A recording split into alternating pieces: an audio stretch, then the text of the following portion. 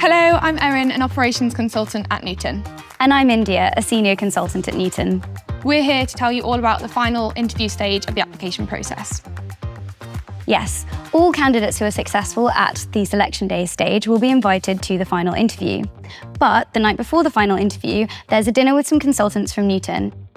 The dinner isn't an assessment or a test. It's just a really great opportunity to meet other people who work at Newton, get a bit of a feel for the kind of company that we are, and ask any questions and gain some insights as to whether a career at Newton might be for you. It's a really enjoyable evening, and you come away feeling like a career at Newton is more and more becoming a reality.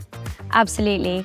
And I think as well, it's great that Newton pays for your travel, your accommodation, and the dinner itself, so that for people who might have to travel a long way, coming down for their interview, they don't have to travel on the day.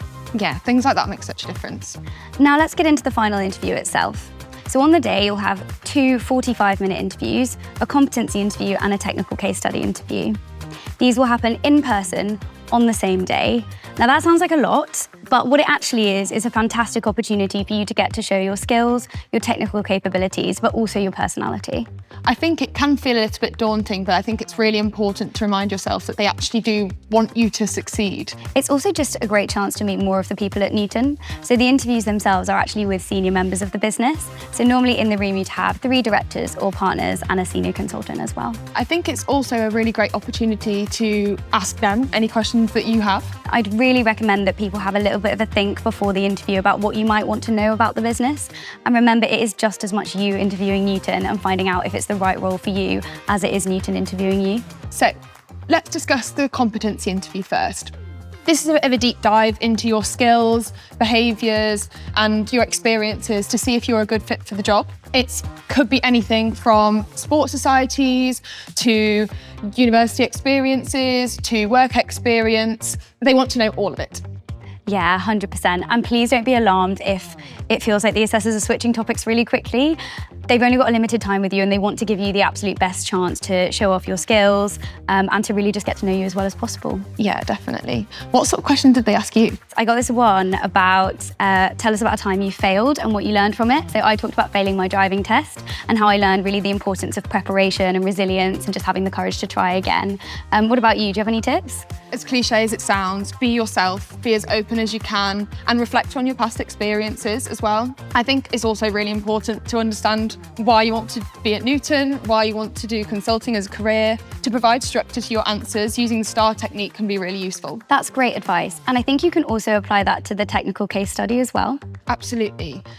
The technical case study interview is based on a real-life Newton project, and it's a complicated problem that you have a chance to work through with the assessors, and it's really designed to test your mathematical ability, but also your problem solving.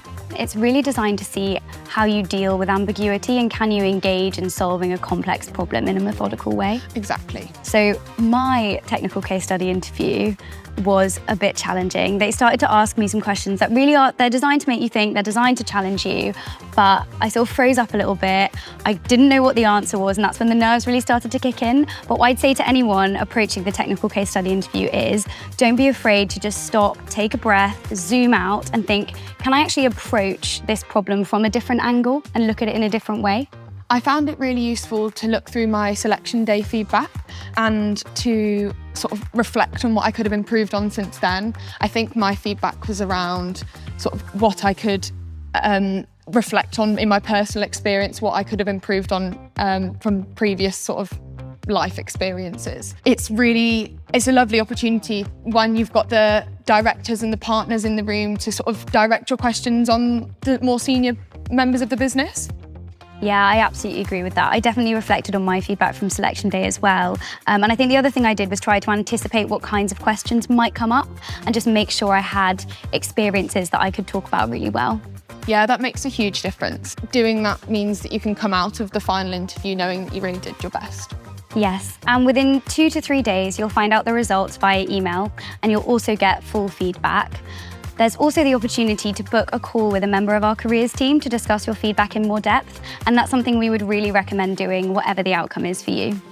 Yes, and we hope that the outcome is a positive one, so best of luck.